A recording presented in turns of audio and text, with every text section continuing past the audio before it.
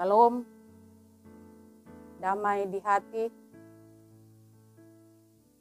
Saudara-saudara yang diberkati oleh Tuhan kita Yesus Kristus. Saat ini mari kita belajar lagi tentang firman Tuhan dalam kita melaksanakan perayaan Minggu Sengsara yang ke-6 di tanggal 2 sampai dengan 8 April 2023. Untuk itu sebelumnya kita akan berdoa. Mari kita berdoa. Bapa kami yang ada di sorga, kami bersyukur dan berterima kasih Tuhan atas segala kebaikan dan kasih-Mu yang selalu boleh menuntun akan perjalanan kehidupan kami. Hingga sehat dan kuat, keadaan tubuh aman dan nyaman, boleh lagi menjadi bagian kehidupan kami. Saat ini Tuhan, kami akan belajar lagi tentang firman-Mu. Oleh karena itu bermohon, biarlah kiranya Tuhan memberikan kami hikmat, kebijaksanaan bahkan Roh Kudus-Mu, agar kami dimampukan untuk dapat mengerti, dapat memahami, bahkan melakukan firman itu dalam kehidupan kami setiap hari. Lebih dari semuanya itu juga ya Tuhan, dengan penuh kerendahan hati kami bermohon, ampuni kami dari setiap kesalahan dan dosa kami, dan biarlah kami boleh layak di hadapan. Di dalam nama Yesus kami berdoa. Amin. Saudara-saudara yang diberkati oleh Tuhan kita Yesus Kristus, baiklah saat ini kita akan membaca firman Tuhan yang terdapat dalam Perjanjian Baru, Matius pasal 27, dibaca dari ayat yang ke-27 hingga yang ke-44. Demikian firman Tuhan dalam dua tema, yaitu yang pertama, Yesus diolok-olokkan dan Yesus disalibkan. Kemudian serdadu-serdadu wali negeri membawa Yesus ke gedung pengadilan, lalu memanggil seluruh pasukan berkumpul sekeliling Yesus.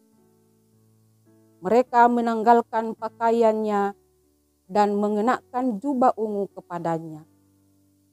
Mereka menganyam sebuah mahkota duri dan menaruhnya di atas kepalanya, lalu memberikan dia sebatang bulu di tangan kanannya. Kemudian mereka berlutut di hadapannya dan mengolok-olokkan dia, katanya, "Salam, hai Raja orang Yahudi." Mereka meludahinya dan mengambil bulu itu dan memukulkannya ke kepalanya. Sesudah mengolok-olokkan dia, mereka menanggalkan jubah itu daripadanya dan mengenakan pula pakaiannya kepadanya. Kemudian mereka membawa dia keluar untuk disalibkan. Ketika mereka berjalan keluar kota, mereka berjumpa dengan seorang dari Kirene yang bernama Simon. Orang itu mereka paksa untuk memikul salib Yesus. Maka sampailah mereka di suatu tempat yang bernama Golgota, artinya tempat tengkorak. Lalu mereka memberi dia minum anggur bercampur empedu. Setelah ia mengecapnya, ia tidak mau meminumnya. Sesudah menyalibkan dia, mereka membagi-bagi pakaiannya dengan membuang undi. Lalu mereka duduk di situ menjaga dia. Dan di atas kepalanya terpasang tulisan yang menyebut alasan mengapa ia dihukum. inilah Yesus Raja orang Yahudi. Bersama dengan dia disalibkan 2 orang penyamun, seorang di sebelah kanan dan seorang di sebelah kirinya. Orang-orang yang lewat di sana menghujat dia dan sambil menggelengkan kepala. Mereka berkata, "Hai engkau yang mau merubuhkan bait suci dan mau membangunnya kembali dalam 3 hari, selamatkanlah dirimu. Jikalau engkau anak Allah, turunlah dari salib itu." Demikian juga imam-imam kepala bersama-sama ahli-ahli Taurat dan tua-tua mengolok-olokkan dia, dan mereka berkata, "Orang lain ia selamatkan, tetapi dirinya sendiri tidak dapat ia selamatkan. Ia Raja Israel? Baiklah, ia turun dari salib itu dan kami akan percaya kepadanya. Ia menaruh harapannya pada Allah. Baiklah, Allah menyelamatkan dia. Kalau Allah berkenan kepadanya, karena ia telah berkata, 'Aku adalah anak Allah.' Bahkan penyamun-penyamun yang disalibkan bersama-sama dengan dia mencelanya demikian juga." Sampai sekian pembacaan firman Tuhan kita di saat ini. Dan baiklah, kita datang pembahasan dalam MTPJ dalam tema mingguan, tersalib di antara 2 penyamun.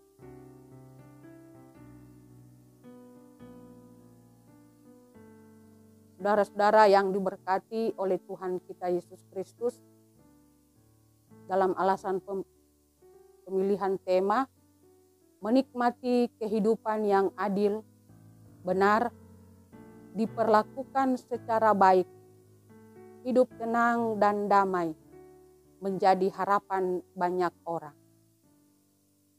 Namun kenyataannya, ketidakadilan, penghinaan, dibuli, tindakan sewenang-wenang masih sering terjadi. Orang benar disalahkan, sementara yang salah dibenarkan. Ada orang yang tidak berdaya menghadapi orang-orang tertentu yang menjadi atasannya, pemegang kekuasaan, mereka yang memiliki pengaruh, atau para pengambil keputusan. Juga karena faktor ekonomi seperti kemiskinan atau keterbatasan keuangan, pendidikan yang kurang, dan mereka yang dipandang dengan status sosial rendah sering mengalami apa yang disebut termarginalkan atau terpinggirkan. Yesus Kristus yang hidupnya benar, tidak melakukan dosa, hidup dalam kekudusan, dinyatakan bersalah sehingga disalibkan di antara penyamun. Disalibkan merupakan hukuman bagi para penjahat yang telah melakukan kejahatan yang besar dan dianggap sebagai hukuman terkutuk. Yesus Kristus disalibkan karena dituduh bersalah menurut para imam dan ahli-ahli Taurat. Suatu tuduhan yang tidak sepantasnya dan hukuman yang tidak selayaknya diterima olehnya. Ia yang tidak berdosa dibuat berdosa karena kita. Kebencian, iri hati, dan kemarahan terhadap Yesus Kristus membuat keadilan dan kebenaran terhadapnya diputar balikkan. Bahkan Yesus disejajarkan dengan penyamun atau penjahat kelas kakap dengan menyalibkannya di tengah-tengah penyamun. Oleh karena itu munculkan tema disalibkan di antara dua penyamun. Kita datang pada pembahasan tematis, pembahasan teks Alkitab.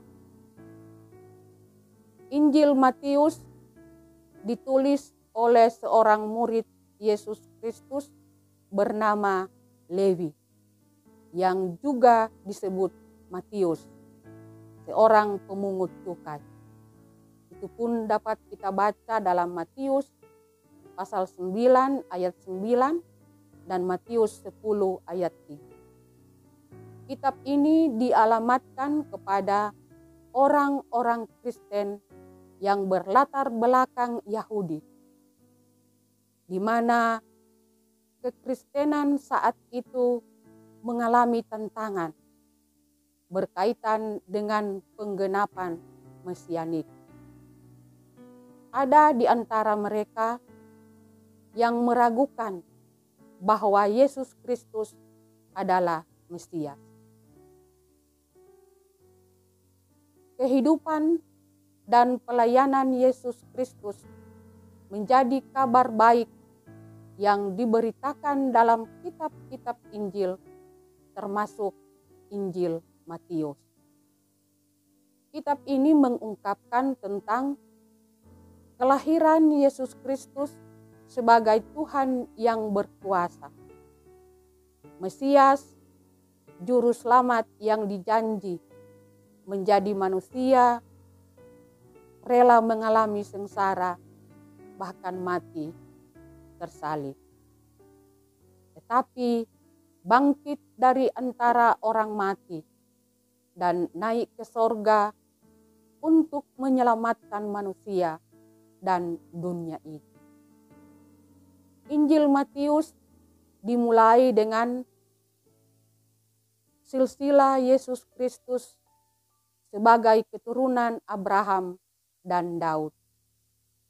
Ini menunjukkan bahwa Yesus Kristus adalah penggenapan nubuatan perjanjian lama.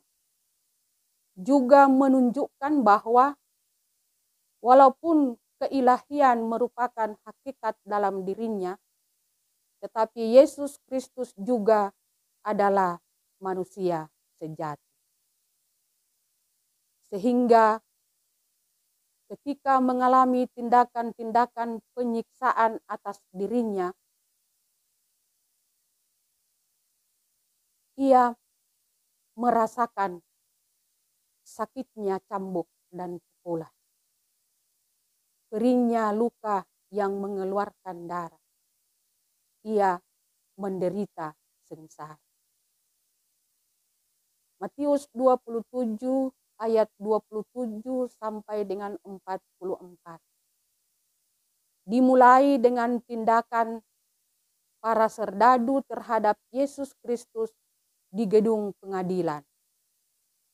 Serdadu adalah prajurit Romawi yang biasanya sangat sadis dan tidak berperi kemanusiaan. Gedung peradilan merupakan tempat di mana seharusnya keadilan ditegakkan dan perlindungan dialami. Namun justru di tempat seharusnya keadilan dan kebenaran ditegakkan, Yesus Kristus mengalami tindakan ketidakadilan. Hal itu didorong oleh karena iri hati, dengki, kebencian, dan kecemburuan. Para serdadu mengolok-oloknya. Mereka menanggalkan pakaiannya dan mengenakan jubah ungu kepadanya. Jubah ungu dalam bahasa Yunani kalamuda. Biasanya dipakai oleh para bangsawan atau keluarga kerajaan Romawi yang melambangkan keagungan dan kemuliaan. Namun ketika dikenakan kepada Yesus Kristus, bukan untuk menunjukkan keagungan atau rasa hormat kepadanya, tetapi sebagai bentuk ejekan atau sindiran kepada Yesus Kristus yang disebut Raja orang Yahudi. Ia disebut demikian karena nubuatan tentangnya yang datang sebagai Raja yang adil dan jaya yang diharapkan orang Yahudi akan membawa kejayaan kerajaan Israel seperti pada masa pemerintahan Daud. Selanjutnya, mereka menganyam mahkota duri dan menaruh di atas kepalanya. Mahkota biasanya terbuat dari emas atau batu permata yang mahal karena melambangkan kekuasaan dan kemuliaan seorang raja.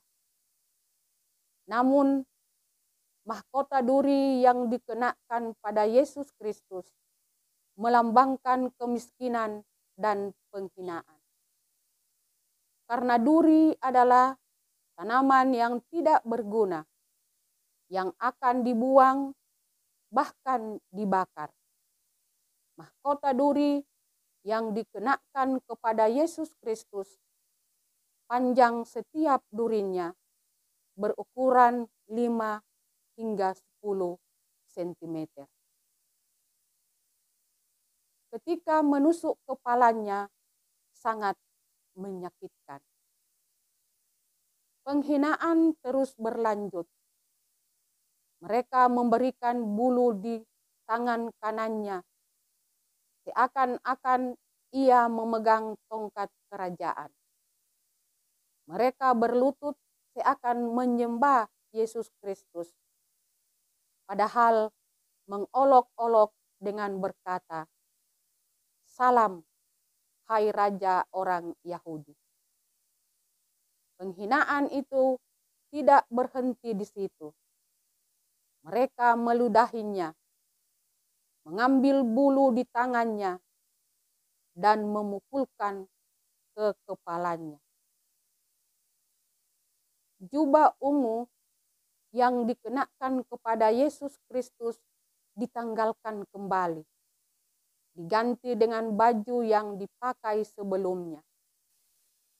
Semua rentetan penyiksaan dan penghinaan terhadap Yesus Kristus diterima dan dijalani Yesus dengan tabah dan pasrah. Ia tidak membalas tindakan penganiayaan dan hinaan kepadanya. Dalam perjalanan ke tempat penyalipan, Simon dari Kirene dipaksa untuk memikul salib Yesus Kristus. Walaupun Simon dipaksa, bukan keinginannya sendiri membantu memikul salibnya, tetapi Simon pada akhirnya berkerelaan hati memikul salib Yesus Kristus.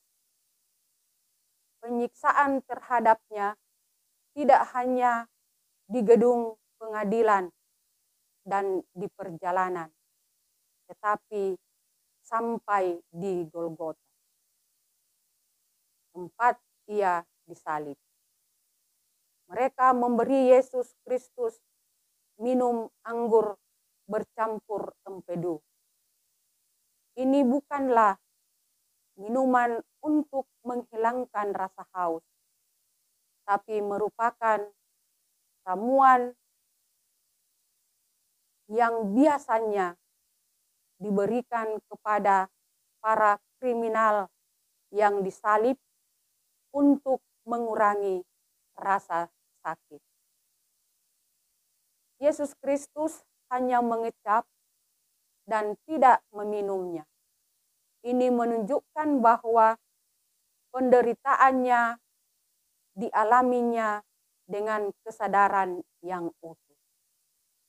Di atas kepalanya dipasang tulisan INRI, Yesus Nazarenus Rex Ludarum. Artinya, inilah Yesus Raja orang Yahudi. Sebutan itu merupakan ejekan. Yesus Kristus disalib di antara kedua penyamun. Yang satu di sebelah kiri dan yang seorang lagi di sebelah kanan. Tradisi penyalipan bagi orang Roma di waktu itu ialah bahwa yang disalibkan di tengah-tengah berarti dialah yang paling jahat di antara yang lainnya. Yesus Kristus disejajarkan dengan penyamun, disamakan dengan penjahat yang paling keji, sebagaimana nubuatan Nabi Yesaya bahwa ia terhitung di antara para pemberontak-pemberontak. Dapat kita baca dalam Yesaya 53 ayat 12b. Olok-olokan dan celaan dilakukan juga oleh orang-orang yang lewat di lokasi penyalipan, termasuk para imam, ahli-ahli Taurat, dan para penyamun yang disalibkan bersama dengan dia. Orang-orang berkata, "Hai engkau yang mau merubuhkan bait suci dan mau membangunnya kembali dalam 3 hari. Selamatkanlah dirimu jika engkau anak Allah." Rupanya orang-orang itu pernah mendengar perkataan Yesus Kristus itu. Karenanya mereka menggunakan kata-kata tersebut untuk menyindir atau mengoloknya. Mereka tidak mengerti bahwa perkataan Yesus Kristus itu adalah sebuah kiasan yang mengandung arti bahwa ia akan mati, tetapi pada hari ketiga ia akan bangkit. Para imam dan ahli Taurat juga berkata, orang lain ia selamatkan, tetapi dirinya sendiri tidak dapat ia selamatkan. Ia Raja Israel. Baiklah, ia turun dari salib dan kami akan percaya kepadanya. Yesus Kristus yang tersalib mengalami penderitaan fisik dan mental, tetapi semuanya itu merupakan via dolorosa, jalan salib yang harus ditanggungnya bagi keselamatan umat manusia. Kita datang pada makna dan implikasi firman, di mana di sini ada 4 bagian. Bagian yang pertama adalah dosa manusia hanya dapat ditebus dengan kematian Yesus Kristus. Pengorbanannya yang menyelamatkan didasari karena kasih-Nya yang besar kepada kita yang hendaknya direspons dengan sikap hidup yang berbuah bagi Allah.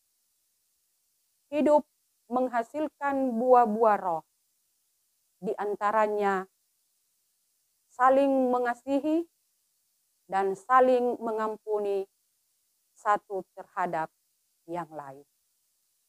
Yang kedua, pada masa kini kita bergumul tentang kebenaran dan keadilan yang belum sepenuhnya diberlakukan.